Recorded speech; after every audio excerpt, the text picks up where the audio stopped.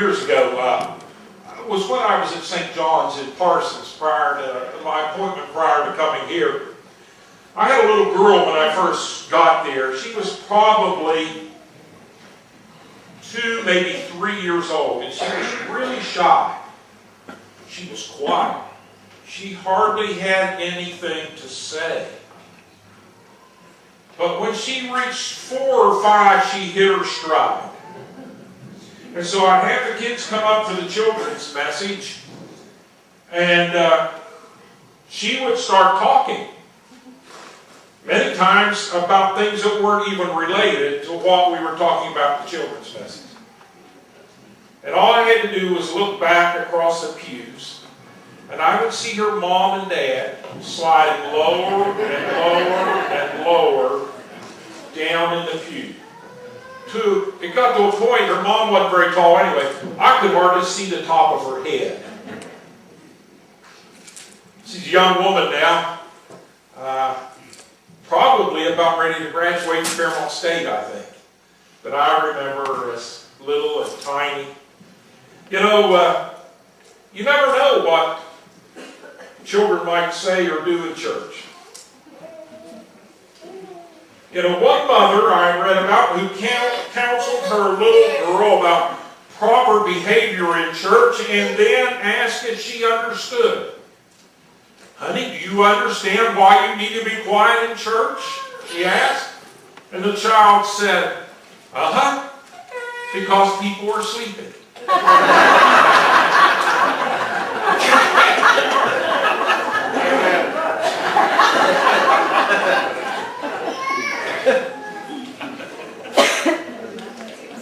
I read recently where a pastor tells the story of a little boy named Freddie.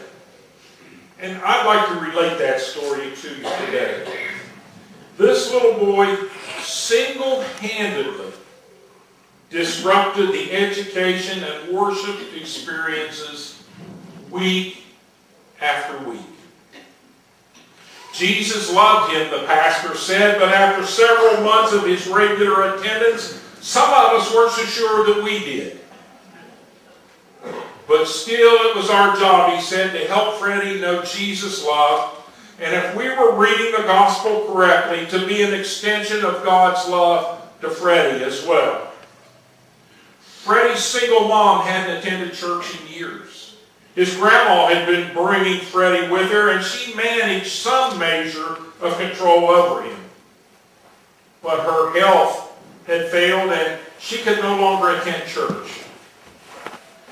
Freddie's mother started dropping him off for 2 hours of Sunday school and worship, and there, without adult supervision, the little guy ran wild. The ushers became his overseers by default. More than once, folks in the balcony had to grab him to keep him from falling. The church tried all sorts of things, like sitting with member families and assigning a teenage overseer. Finally, the church sent an appeal to his mother to come to church with him, and she did, for one Sunday, during which Freddie behaved like an angel. And she assumed that her single visit had settled the matter and dropped him off on his own again the following week. And she ignored the church's subsequent pleas. The only suggestion that the church refused to implement was that they expel Freddie. Instead, they struggled along, hoping Freddie would finally abandon his acting out behavior as he matured. They muddled through the best they could. Our scripture reading that Brandon just shared with us from 1 Samuel tells of a child in church, or rather an Old Testament equivalent, the tabernacle at Shiloh. He was there without his parents, where he was ministering before the Lord. His mother, who had been childless, had promised God that if she was able to have a baby boy, she'd dedicate him to the service of the Lord. Thus, after Samuel had been potty trained and eating solid food, Hannah dropped him off at the church and into the care of the priest, Eli. Now, we don't know Samuel's exact age, but the surrounding text suggests that he was still a young child. Whatever his age, Samuel was not a problem child. The quality of his service to the Lord at Shiloh, as Brandon shared with us, caused him to grow in favor with the Lord and the people. And on this Sunday, the lectionary pairs this reading with the gospel reading from Luke about Jesus at the age of 12 being in the temple where his questions impressed the learned teachers. He was another child in church without his parents. Both boys were dedicated by a righteous mother to the service of God. The account of Jesus at 12 in the temple concludes, as did the reading about Samuel, with a statement about him growing in divine and human faith. You see, both Samuel and Jesus went on as grown men to serve out their mission to God. Whatever the similarities or differences in church without his parents, Samuel learned to distinguish the voice of God from the other voices around him. In the temple without his parents, Jesus learned that there were greater claims on his life than those of his family. You know, such learnings are possible for most of us, with or without our parents present. In both cases, the boys were actively engaged in what was happening at their places of worship. And perhaps that's key. Both boys, the Bible tells us, increased in wisdom and in favor with the Lord. And so as we stand here this last Sunday of the year, it's an appropriate time for us to review how we have or have not done that. How have we grown this past year? In what areas of spiritual and moral development do we hope to grow in the new year? For a pattern of Christian growth, we can take a look at the spiritual odyssey of the 12 disciples. Let's just look at them for a moment. Before they met Jesus, they were simply part of the Jewish population, for whom faith meant going to the synagogue and keeping the commandments. But when they encountered Jesus, he called them to follow him, and they did. And in doing so, they came apart from the crowd. And in a beginning act of faith, they went with Jesus. At the beginning, Jesus didn't cross-examine them about their beliefs. He simply said to them, "Follow me." But unlike Jesus and Samuel, who seemed comfortable in a religious setting, the disciples were more like Freddie.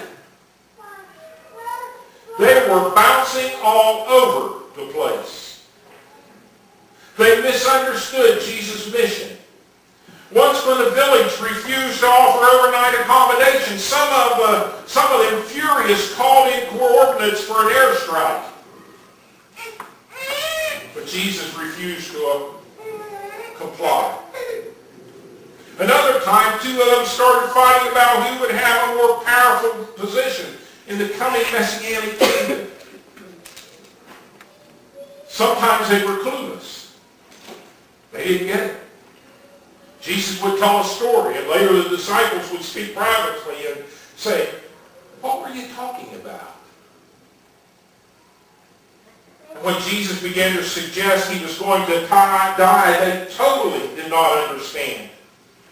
Because in their thinking, the Messiah did not die.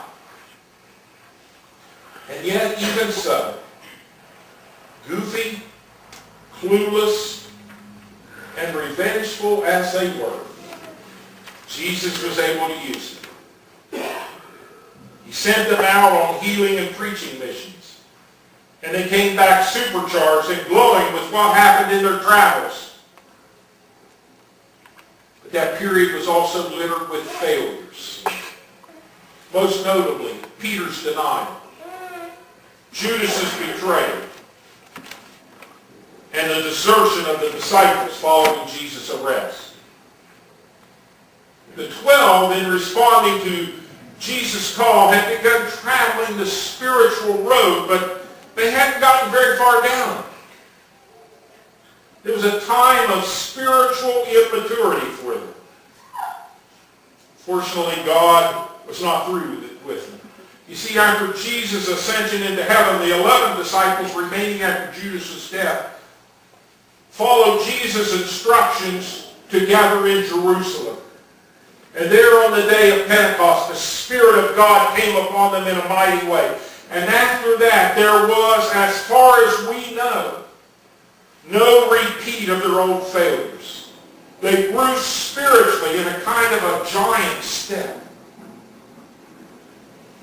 For us, spiritual growth seems to happen more gradually. But we look at the disciples' pattern and we ask ourselves, are we progressing on our journey of faith? Are we like the disciples before meeting Jesus?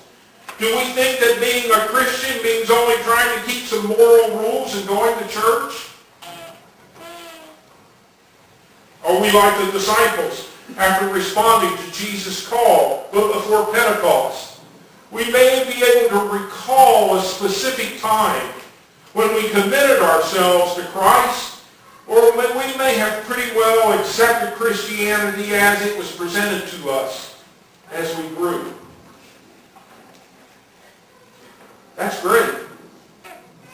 But has our faith stalled at that stage? Do your prayers sound like a wish list? Our faith is real but immature. God is still able to use us, but we're missing out on the power and the peace of a more mature faith. Or are we like the disciples after Pentecost, where we have confidence in God despite the ups and downs of our life? Anyone here who doesn't have ups and downs in their lives? Anyone? Huh? I didn't think so. We can be like the disciples after Pentecost, where we have confidence in God despite the ups and downs of our lives, where we have room in our faith to let our questions to survive without destroying our spiritual peace. The witness of Scripture is that we can grow in faith, grow beyond our beginning stages of belief to an adult faith that is more adequate for the bumps and the potholes of the road of life.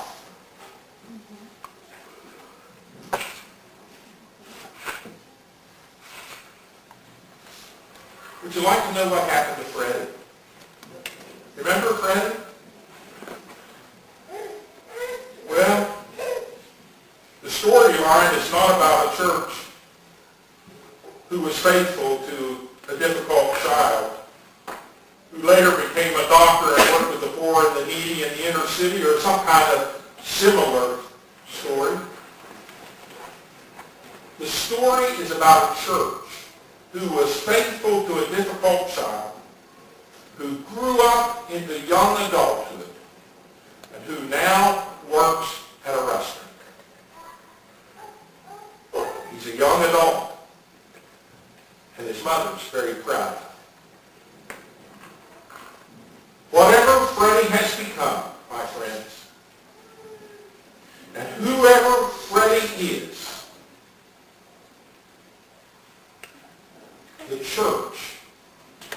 the church. And that's all that could be asked. Just be the church. Won't you just be the church in the coming year? Reach out to the hungry, to the homeless, to the naked, to those who grieve, and those who are ill, and those who suffer, and those who are prisoners, and to the difficult children. Just be the church in 2019. Okay? Just be the church. And everything else will be fine. Everything else will take care of itself. Amen. As we